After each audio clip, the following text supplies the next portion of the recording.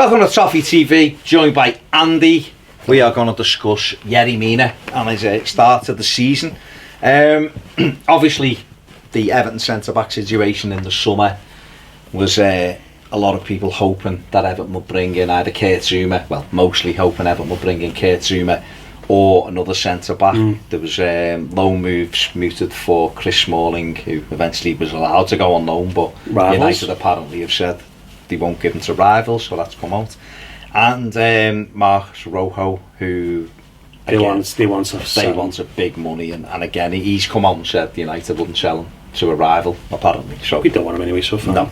So there you go. But so that left Everton with two senior centre backs. Phil Jagielka obviously moved off to Sheffield United. They left us with Michael Keane, who was excellent last season, and Yerry Mina, who done all right when we seen him last season, but obviously had a very injury curtailed season. I know you were a little bit not convinced by pessimistic, them as a. I don't think you were pessimistic. I think rightly you were questioning certain things about the partnership before it started.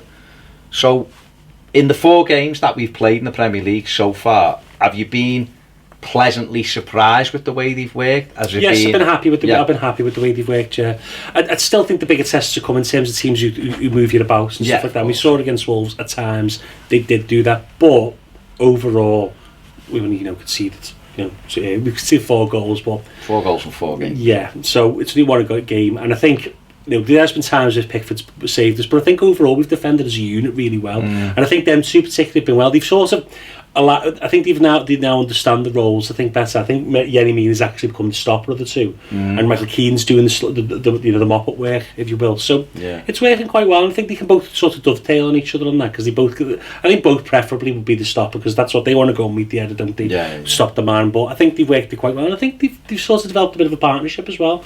Both of them are above average on the ball as well, which helps as well. I think we're passing it better out from the back. Kurt Zouma's pretty decent, but in years past with Ashley Williams and others, the ball wasn't really getting passed around well at the back, so that's been an improvement. In the air, solid as a rock in the air, really. That's the main thing. It's just it's going well at the moment. I'm quite happy with it. I think Yerry Mina is actually now starting to get more comfortable in English football as well. Don't be wrong, he sometimes makes rash decisions. We've seen a couple of clearances which have gone to the man 3 yards, but it's not, nothing's been conceded because of a mistake of his, really. So I'm quite happy with how he's playing. For me, I'll make a bold statement. I think potential-wise, maybe not now, maybe they're quite on a similar level. I think he's the best centre-back at the club, or he could be the best centre-back at the club. Yeah, I mean, this is something me and Ped have spoke about in the past, is that we see him as like the leader of the back. I mean, Michael Keane, I've championed him last summer when a lot of people wanted him out the door, but because I'd seen he was a good player in there, and Michael, I still think, is a very good defender. I think both of them are, but I do think we need another one. I think it'd be stupid to sit here and deny that we could do with Kurt Zouma or someone who's got a bit of pace and is mobile to go with these. But Yerry Mina has hopefully settled down a little bit now. Obviously, Marcel Brands wanted him, Marco Silva wanted him, and we got him in from Barcelona.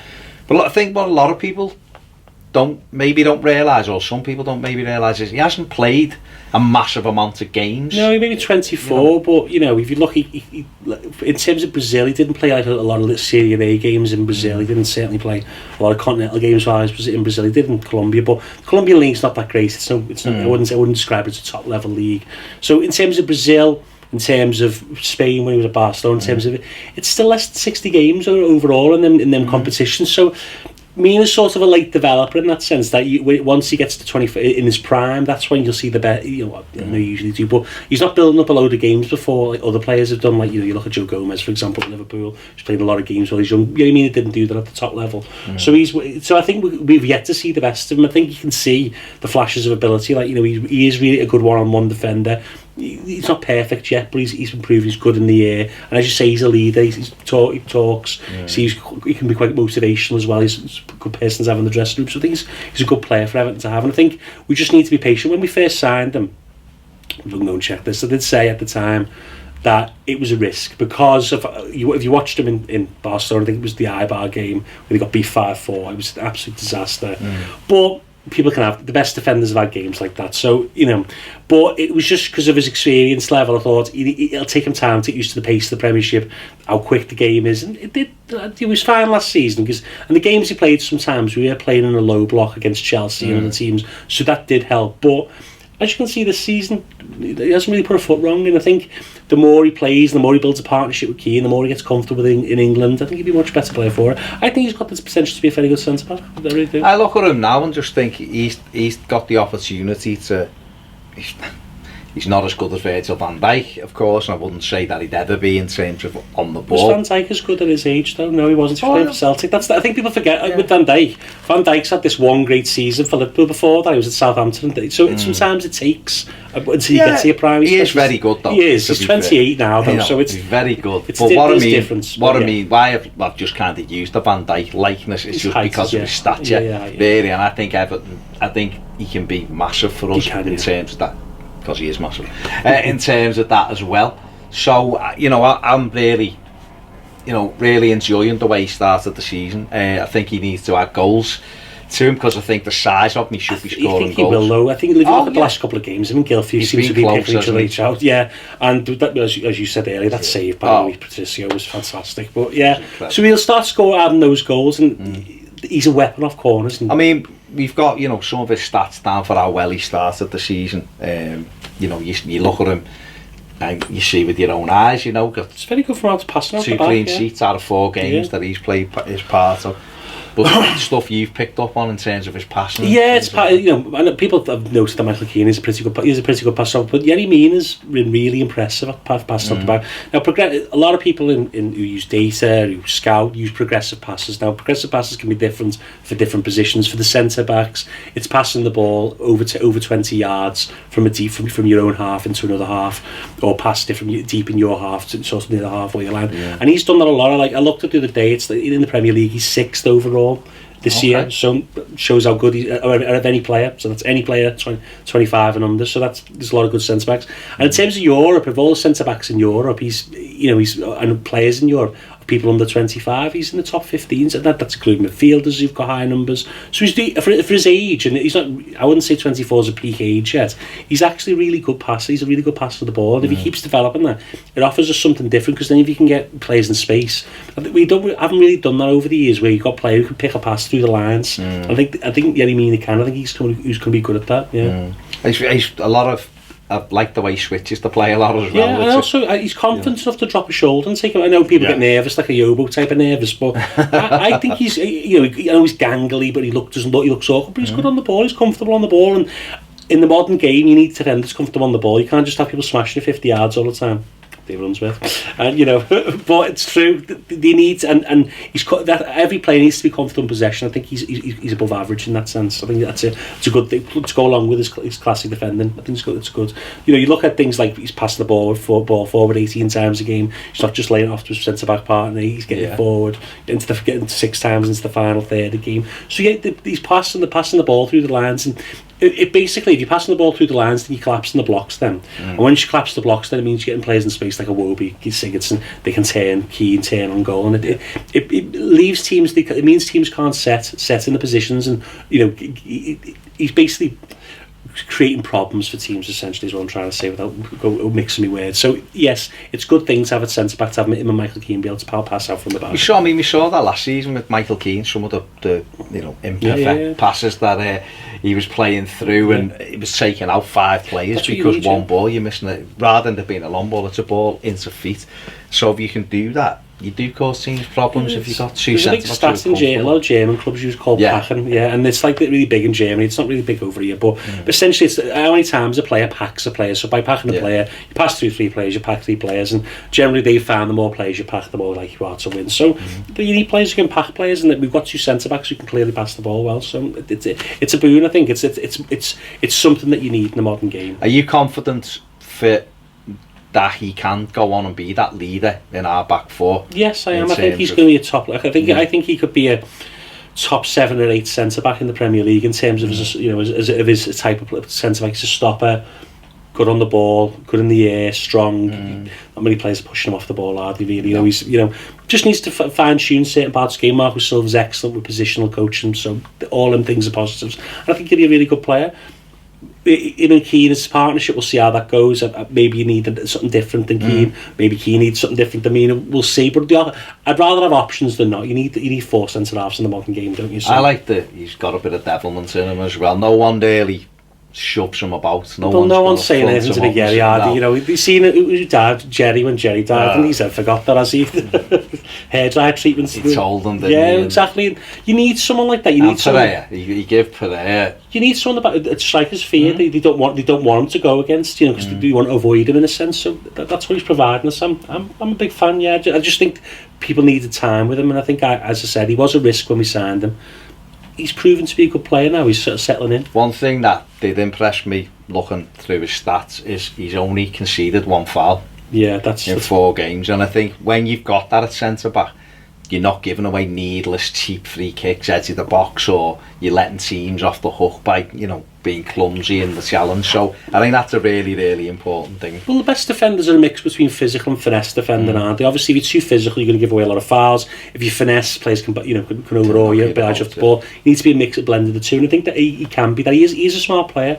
He can nip the ball off players quite easy by being smart, position his body well to take it away from them, but also he can get that body on body and push people off. So yeah, he's capable of doing any type of defender, and he's not slow. I know people maybe I intimate he's slow. He's not slow. He's just not the quickest on the turn, that's the issue between him and Michael Keane. They're not the quickest on the turn. You get them out in space against people like a Traore, for example. They could cause problems, but so far we've managed it well, and I think Silva's managed it well by having them drop off a couple of yards at times. Against City, I don't expect them to be near the halfway line like they have been in other games. No, but that's what you need. That's exactly what you need to do. You need to account for the fact that you've got 2 centre backs who aren't lightning, which is fine because you can get away with that in the modern game. You just need to be sensible. So. And I think both of them are really, really developing in terms of playing the high line as well. Michael Keane, I know it's not about Michael Keane, but Michael Keane came from Burnley, where essentially had to mark a square in the sense, basically on the 6-yard box or an 18-yard box because he was in the low block all the time. So now at Everton, where he's passing the ball out from the back, he's playing 20 yards further up the pitch. It's working. And doing it for England, exactly. Going for England. So England.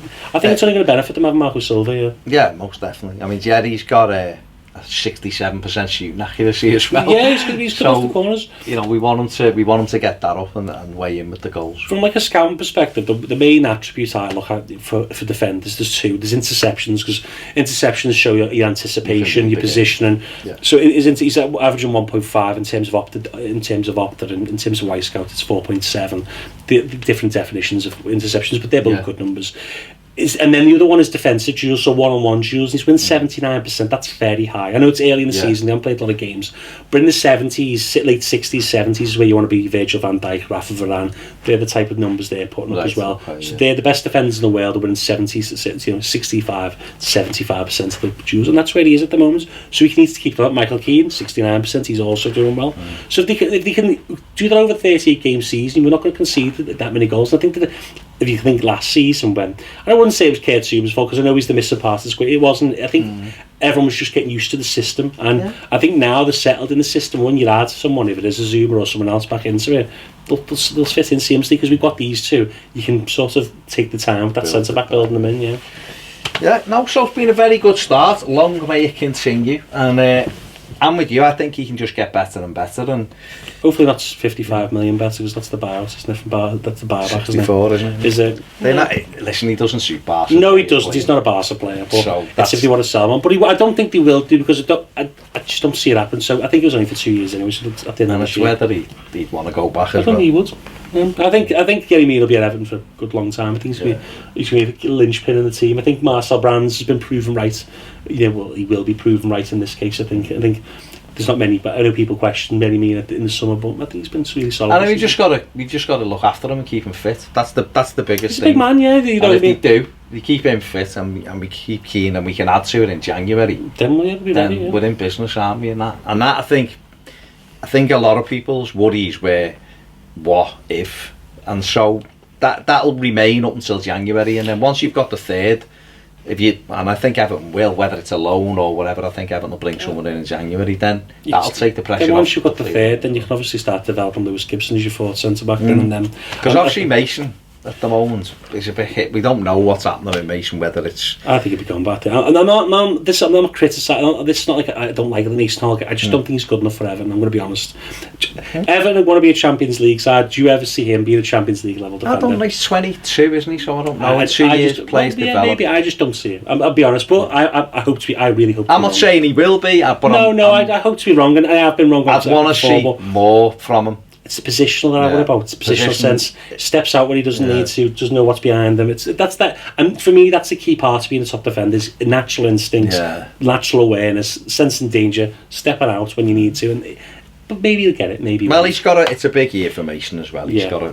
But at the moment, he's our third centre half, and he did okay against Lincoln after rough first 5 minutes. He did okay, so we'll see. But Yerry. Top man. Top man. Let us know what you think in the comments section below about Yerry Mina.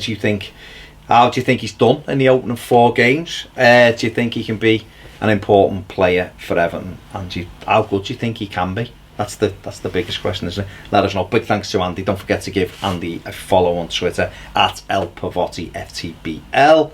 Give him a follow, loads of scouting stuff, reports and tactics and everything else on there. Make sure you check him out. Give this video a thumbs up. Subscribe if you haven't already. If you want more videos, get over and join us on Patreon, where me and Andy do tactics show every week. Yes, it's good. Get in, see if you like it. See you later.